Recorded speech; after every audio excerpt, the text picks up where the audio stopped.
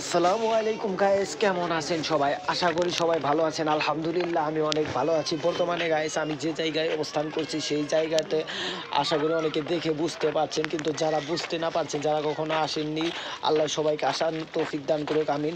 তো গাইস তাদের উদ্দেশ্যে বলছি, এই জায়গাটা হচ্ছে উহুদের ময়দান। তো বর্তমানে কিন্তু আমি উহুদের ময়দানে অবস্থান করছি।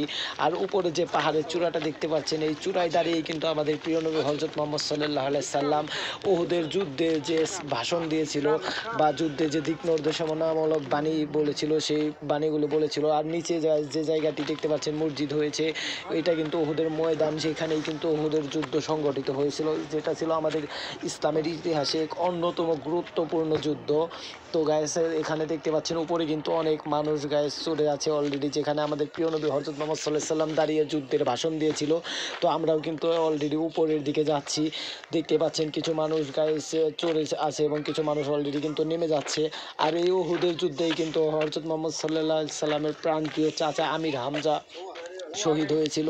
তার কবর কিন্তু এই উহুদের ময়দানে অবস্থিত, দেখতেই পাচ্ছেন গাইস। অনেক মানুষ এখানে পানি পানি বিতরণ করছে। এক সৌদি ফ্রিতে কিন্তু এখানে পানি দিচ্ছে, কারণ পানি বিতরণ কিন্তু অত্যন্ত সওয়াবের কাজ, সবাই জানেন। তো আমরা কিন্তু এখন যাব যেখানে দাঁড়িয়ে আমাদের প্রিয় নবী হযরত মুহাম্মদ সাল্লাল্লাহু আলাইহি সাল্লাম উহুদের যুদ্ধের ভাষণ দিয়েছিল, সেই জায়গার উদ্দেশ্যে কিন্তু আমরা চলছি।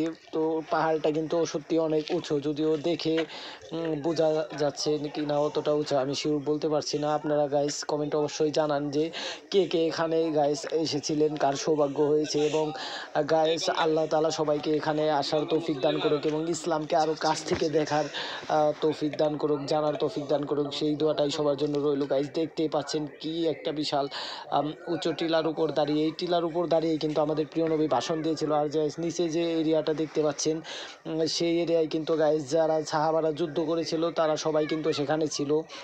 দেখতে পাচ্ছেন এখান থেকে কিন্তু মদিনার প্রায় অনেক সুন্দর একটা ভিউ দেখা যায়। আর গাইস এই যে মসজিদটা যেখানে রয়েছে, এটাই কিন্তু সেই উহুদের ময়দান।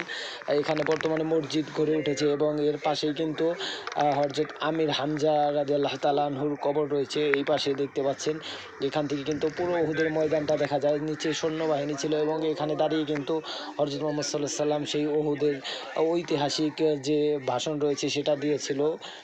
তো এখানে আমাদের প্রিয় নবী হযরত মুহাম্মদ সাল্লাল্লাহু আলাইহি সাল্লাম এবং ইসলামের একটি গুরুত্বপূর্ণ যুদ্ধ সংঘটিত হয়।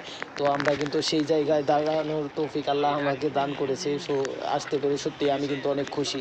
ফাইনাল গাইস অনেকক্ষণ পর্যন্ত পুরোটা ঘুরে দেখলাম। এখানে দেখতে পাচ্ছেন চারদিকে কিন্তু অনেক পাহাড়, উঁচু উঁচু পাহাড়, মাঝখানে এই উহুদের ময়দান, যেখানে উহুদের যুদ্ধটা সংঘটিত হয়েছিল। এখন কিন্তু আমরা এখান থেকে চলে যাব এবং এখান থেকে চলে যাব জিন পাহাড়ের উদ্দেশ্যে। তো গাইস আজকের ভিডিও এ পর্যন্তই। আমরা অলরেডি নেমে যাচ্ছি। তো অবশ্যই আপনাদের হযরত আমির হামজা রাদিয়াল্লাহু তাআলা আনহুর কবর জিয়ারত করব এবং সেখানে যাব আগে। ওই দূরে যে দেখতে পাচ্ছেন নেট দিয়ে ঘেরাও করা একটা স্থান, সেখানেই কিন্তু শায়িত রয়েছে নবীজির চাচা হযরত আমির হামজা রাদিয়াল্লাহু তাআলা আনহু। ওই দূরে যে নেট দিয়ে ঘেরা স্থানটি দেখা যাচ্ছে উহুদের ময়দানে, সেটা কিন্তু হযরত আমির হামজা রাদিয়াল্লাহু তাআলা আনহুর কবর। আমরা কিন্তু অলরেডি চলে আসছি। এখানে কিন্তু পুরো এরিয়াটাকে বাউন্ডারি করে ঘেরাও করে দেওয়া রয়েছে। মাঝখানে কিন্তু হযরত আমির হামজা রাদিয়াল্লাহু তাআলা আনহুর কবর রয়েছে। তো সবাই কিন্তু জিয়ারত করছে, আমরাও এখন জিয়ারত করব। তিনি কিন্তু উহুদের যুদ্ধে শহীদ হয়েছিলেন উহুদের ময়দানে। তো আজকের ভিডিও এ পর্যন্তই। সবাই ভালো থাকবেন, সুস্থ থাকবেন। তো গাইস সবার জন্য শুভকামনা রইল, সবাই যেন মক্কা মদিনায় ভ্রমণ করতে পারেন। তো সবাই ভালো থাকবেন, জাযাকাল্লাহ খায়ের।